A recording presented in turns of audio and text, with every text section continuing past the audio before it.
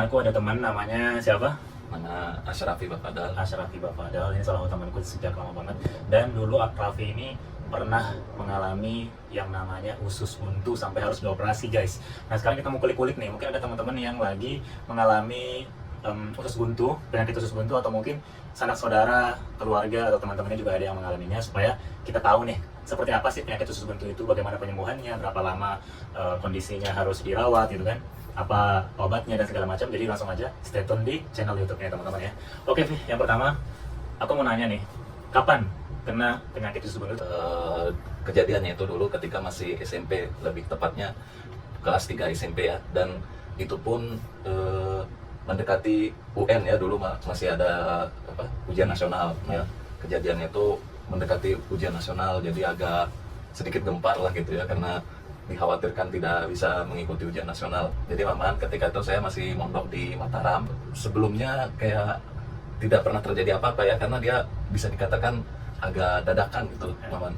Jadi ini yang saya ingat ya, karena ini udah lumayan lama. Ketika itu kejadiannya di siang hari, masih normal gitu ya, saya makan biasa dan sebagainya. Nah, setelah dari makan siang itu, ini saya nggak menyalahkan makan siang itu ya, tapi memang pasti ini kejadiannya berlahan-lahan dan puncaknya di situ ya. Karena ini dulu mungkin bisa dikatakan pola makan saya kurang sehat ya mamanya. Nah, ketika siang itu saya mulai nggak enak perut. Akhirnya saya memutuskan untuk beristirahat di kamar.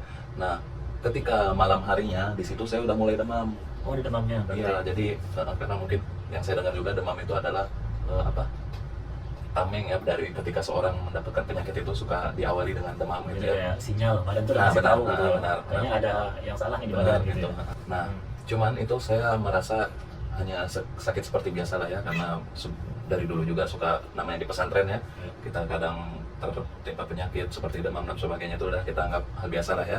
Akhirnya saya memilih untuk ya tetap di kamar, cuman maksudnya tidak lari ke UKS dan sebagainya, karena saya berpikir mungkin saja ini cuman nanti juga bakal hilang gitu, nggak akan lama. Kebesokan harinya saya masih merasakan tidak enak badan gitu, sedangkan itu hari orang masuk sekolah, masuk kelas.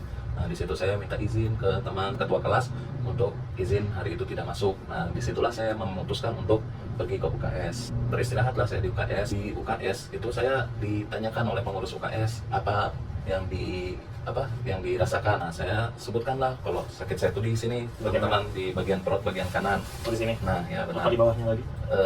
Ya, Di atas ini? di samping pusat. Nah, Oh, di sebelah kanan ya? Ya, sebelah kanan samping pusat. Nah, pengurus UKS itu bilang sepertinya ini sakit mah gitu. Karena sebelumnya saya juga nggak pernah ada riwayat sakit mah ya. Saya nggak ada riwayat sakit mah, cuman mungkin saya divonis ketika itu karena sakit saya mungkin posisinya dan rasa yang saya utarakan itu seperti sakit mah. Jadi pengurus UKS memvonis saya itu sakit mah sepertinya. Akhirnya saya diberikan obat untuk penyakit mah gitu ya. Nah, akhirnya saya minumlah di sana. Nah, berjalan beberapa hari lah itu di UKS, Bang. Sakit yang saya rasakan tuh bertahap ya. Jadi awal mula seperti ya sakit demam pada umumnya. Kemudian makin lama ini perut makin sakit. Sakit banget gitu? Sakit banget. Nah, lebih sakit daripada mules atau apa? Oh, jauh. Jauh. Ini saking sakitnya mungkin ya saya gambarkan, untuk duduk itu saya hampir tidak bisa. Untuk duduk itu nggak bisa, karena ketika duduk kan pasti perut ada pelipatan gitu ya. Nah, karena perut terlipat itu sakitnya makin menjadi gitu. Nah, sedangkan kita tidur juga, berbaring juga masih merasakan sakit. Jadi kayak tidur sakit, duduk pun lebih sakit gitu. Lari, jalan, apalagi? Oh, apalagi. Jadi, nah ini ada cerita setelah kejadian beberapa hari itu ya. Nah, di situ saya seperti udah mau makan dan sebagainya, itu udah nggak ada nafsu. Nah, berjalanlah ini baru beberapa hari ya, sekitar 3-4 harian lah saya di UKS. Yang saya rasakan kok makin memburuk gitu ya. Nah, sampai akhirnya ketika itu saya mau ke toilet gitu ya. Nah, jadi mau nggak mau kan harus jalan keluar UKS menuju toilet. Kebetulan ketika itu UKS-nya belum ada toiletnya, jadi mau ke toilet harus keluar UKS. Nah, di situ pandangan saya seperti berkunang-kunang gitu ya. Udah pingsan gitu? Benar. Jadi mau jalan pun saya harus pegang sanggahan, harus ada temboknya gitu. Nah, kebetulan di situ juga lagi sepi, lagi nggak ada orang. Pengurus UKS-nya juga kebetulan lagi nggak berada di situ ya. Jadi saya mau ke kamar mandi pun berusaha sendiri gitu. Saya merasa, aduh, ini kayaknya mau makin memburuk gitu, kondisi saya udah makin parah gitu, tapi udahlah akhirnya ketika beres dari kamar mandi balik lagi ke kamar. Nah disitulah saya konsultasi kembali ke pengurus UKS-nya, kayaknya ini udah makin memburuk kondisi saya minta izin lah gitu ya. Akhirnya izin untuk pulang. Iya benar, minta izin untuk pulang. Karena dulu Raffi ini mondok di salah satu pesantren yang ada di Mataram, di Lombok. Nah sebelum itu tapi Raffi udah berpikir nggak, kayaknya ini bukan mah deh gitu. Ini bukan sakit yang biasa dialami sama murid-murid deh yang di sini gitu. Ya. Bukan demam, bukan mah, bukan segala macam gitu lah ya. Ini kayaknya sesuatu yang lebih buruk gitu benar. ya. Nah, jadi kebetulan Bang Maman kan tadi saya bilang di awal, sebelumnya saya nggak ada riwayat penyakit mah ya. Jadi apa yang dirasakan orang sakit mah pun juga saya kurang tahu ya. Cuman saya pernah punya beberapa kenalan yang juga dia sakit mah, tapi dari cerita misal dia ketika sedang kambuh mahnya atau apa, aku ngerasa kayaknya ini lebih daripada yang Dirasakan dari yang teman-temanku ceritakan ketika mereka kambuh mahnya gitu. Kok aku ini merasa lebih gitu ya, sampai mau jalan pun aku udah berkunang-kunang, sampai mau tumbang, mau pingsan sebagainya gitu ya. Ini kayaknya aku apa lebih parah lagi mahku ini, tapi kok sedadakan itu gitu ya. Saya minta izin lah sama pengurus UKS untuk pulang. Diizinkan lah ketika itu ya, karena menimbang kondisi saya juga udah makin memburuk. Disitulah saya ditelepon kepada orang tua. Nah di situ saya telepon ke orang tua, saya bilang ini lagi sakit. Saya sebutkan lah saya sakit perut dan ini juga demam, mau makan juga kurang nafsu gitu. Nah Bang Maman kebetulan kan Bang Maman tahu sendiri ya, antara Lotim dengan Mataram itu jaraknya cukup jauh ya. Lotim itu Lombok Timur ya. Lotim Lombok Timur. Sekitar 50-an kilometer lah. Kalau bagi orang Lombok itu jauh banget. Itu jauh ya. Kalau perjalanan setengah jam atau 2 jam. Belum lagi macet di jalan ya. Benar. Nah, begitu. Jadi saya nelpon orang tua memberitahukan apa yang saya alamin. Nah akhirnya orang tua bilang oke, nanti akan dijemput pulang ketika itu ya. Nah tapi mungkin dari penjelasan saya ke orang tua itu kayak nggak terlalu menampakkan kalau penyakit saya ini udah memburuk, udah parah. Jadi orang tua mungkin anggapannya ya mungkin anaknya sakit demam biasa dan udah dirawat juga di UKS gitu, jadi nggak terlalu terburu-buru untuk menjemputnya gitu ya. Karena pondok ini salah satu pondok yang terkenal ya. Benar. Dan juga fasilitas di sana bagus banget, termasuk juga fasilitas di UKS ya. Dan juga yang menangani di sana memang orang-orang udah yang profesional seperti perawat gitu ya. Saya udah diteleponkan orang tua, akhirnya orang tua memutuskan akan menjemput katanya.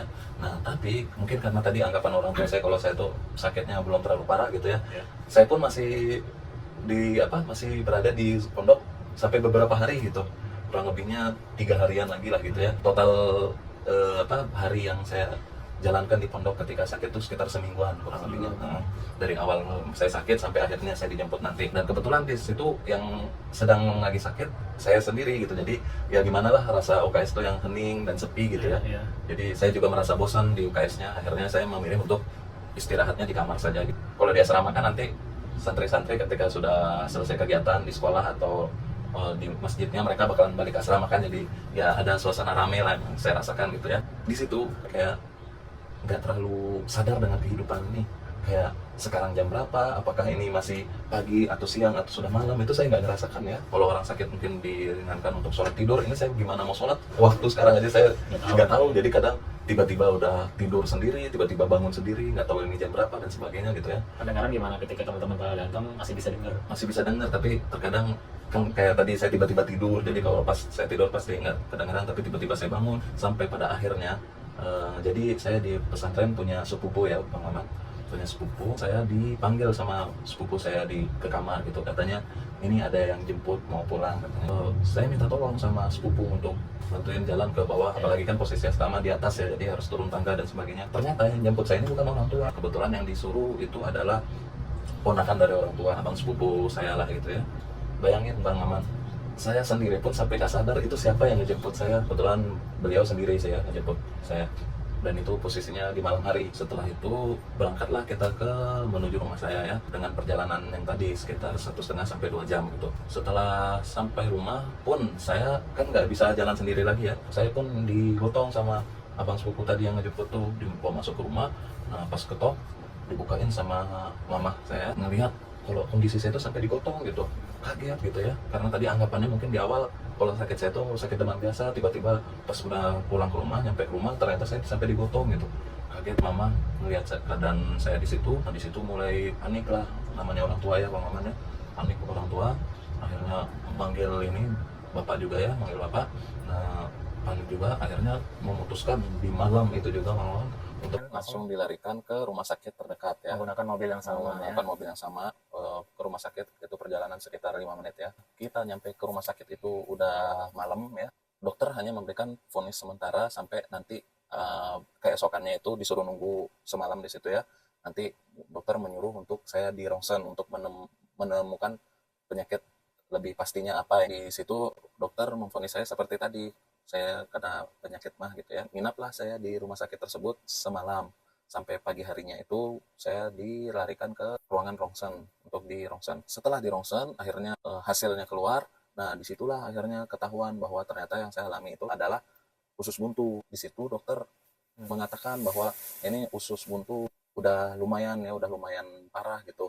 Akhirnya dokter di situ pun menyarankan orang tua saya untuk anaknya dioperasi di situ juga gitu. Kaget lah ya namanya orang tua ya, kaget tiba-tiba ngeliat anaknya harus operasi. Orang tua saya minta izin ke dokternya apakah sekiranya bisa dirawat dulu di rumah gitu sebelum akhirnya dioperasi. Nah mungkin ketika itu masih bisa lah ya untuk dirawat intens di rumah. Akhirnya dokter mengizinkan gitu kayak boleh pulang tapi harus dirawat, benar-benar dirawat di rumah sampai mudah-mudahan penyakitnya sembuh gitu ya. Pulanglah saya ke rumah Bang Mamat, dirawat sama orang tua di rumah masih dengan kondisi yang sama seperti sebelumnya. Berjalan beberapa hari kurang ada perubahan Bang Mamat, masih dengan sakit yang sama. Orang tua pun sedih gitu ya, ternyata dirawat di rumah pun masih tidak ada perubahan. Sebelumnya saya dirawat di rumah itu sekitar semingguan. Akhirnya orang tua memutuskan untuk bawa lagi ke rumah sakit, tapi bukan di rumah sakit yang tadi.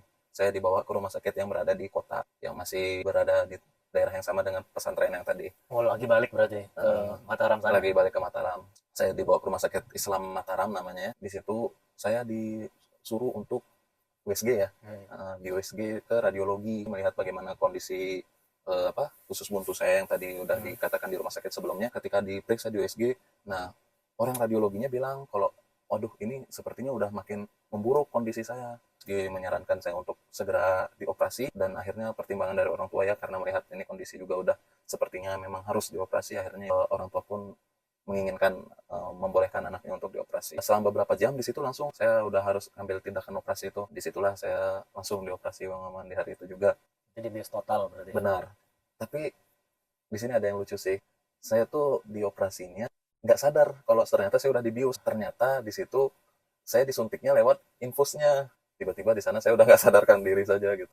Nah di sanalah saya dioperasi, nggak tahu berapa jam tindakannya sampai akhirnya tiba-tiba saya tersadarkan dengan kondisi saya sedang didorong pakai kasur dorong tuh Bang Maman untuk diantarkan kembali ke kamar saya. Disitulah saya akhirnya udah merasa lega karena sakit yang sebelum-sebelumnya saya rasakan yang di perut yang benar-benar sulit hilang tiba-tiba plong setelah operasi gitu ya. Saya mikir sebelumnya saya ini udah selesai dioperasi, sakit usus buntu saya udah diangkat.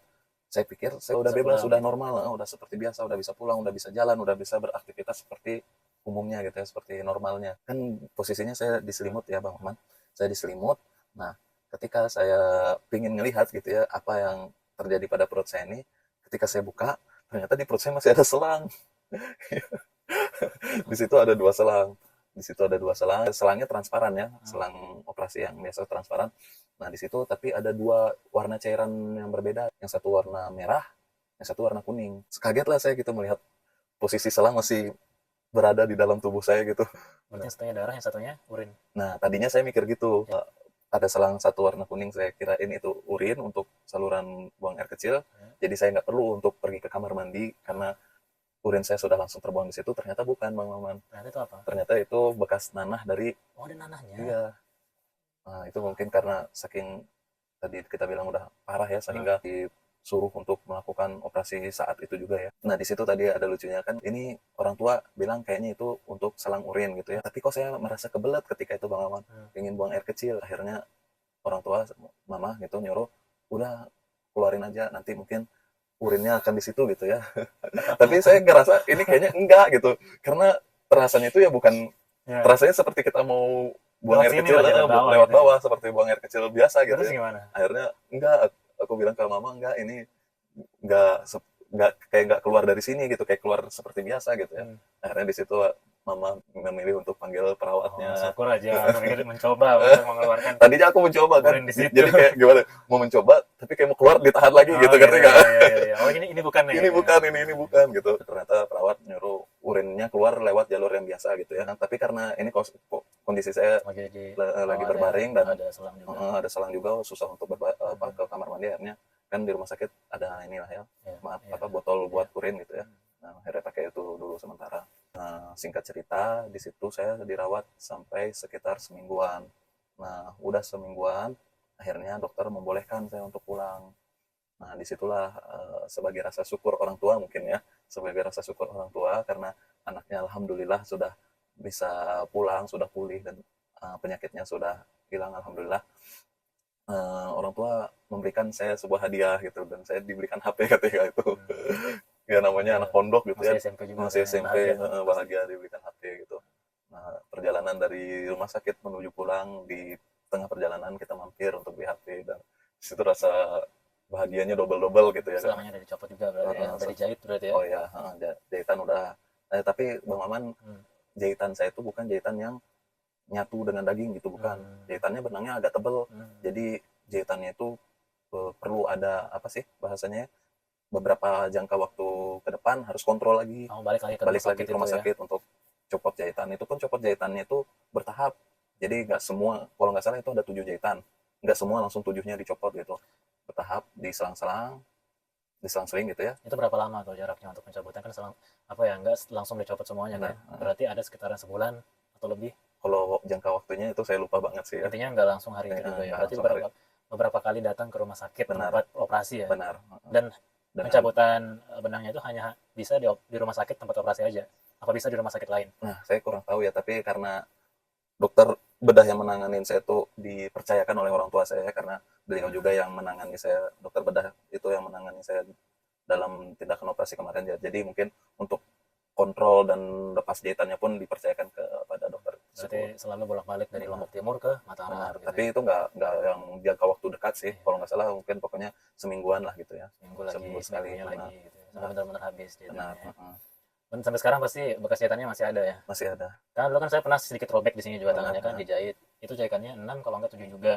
Cuman itu jahitannya nggak gede gitu teman-teman, nggak yang besar. Nah sebelumnya emang Raffi kan teman saya, jadi pernah saya lihat kadang waktu kita lagi mandi bareng sama teman-teman di sungai atau di tempat pemandian, memang agak besar teman-teman ya. Benar. Kira-kira berapa senti tuh? Sekitar ukuran jari tengah lah ya. Ya segini ya. Ya Benar. jadi lumayan gede gitu. Mau tanya juga nih Vi, apakah usus buntu itu selalu di bagian kanan? Untuk posisinya sih saya kurang tahu ya, tapi untuk pembedahannya sepertinya nggak ada sebelah kanan. Karena kebetulan ketika saya SMA, saya punya teman, bukan teman, adik kelas gitu ya, adik kelas yang ternyata mengalami hal yang sama dengan saya. Dia juga pernah dibedah untuk diambil di operasi usus buntu, dan sempat saya lihat ternyata dia bedahannya itu di bawah pusar persis. Oh gitu. Jadi nggak tentu ya? Nggak di kanan banget gitu. Beda-beda gitu ya? Beda. Apa itu obatnya sih gitu? Apa obatnya selain obat dari medis, obat dari dokter gitu kan? Kalau medis kan udah pasti udah ada obat khususnya ya. Ada nggak kira-kira obat tambahan yang dipakai Raffi gitu loh biar bisa lebih sehat? Ketika saya dirawat ya sama orang tua, pasca dan sebelum operasi juga, itu saya diberikan rebusan daun dengan nama daunnya itu daun binahong. Daun binahong. Benar. Hasil rebusan daunnya itu saya selalu diberikan rebusan daun dengan nama daunnya itu daun binahong. Daun binahong. Benar. Hasil rebusan daunnya itu saya selalu diberikan minum ke saya sama ibu, dan itu alhamdulillah ya sebenarnya bagus banget itu. Emang itu obat untuk usus buntu ya?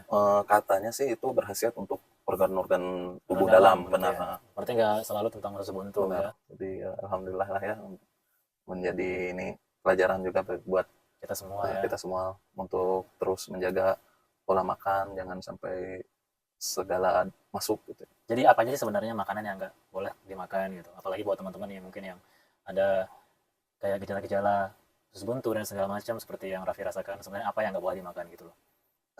Kata orang kan biji cabai ya, itu benar nggak sih? Biji cabai apakah masih kecil jadi bisa dicerna atau enggak, kurang tahu juga ya, tapi sebenarnya benar sih biji-bijian tuh agak susah dicerna ya.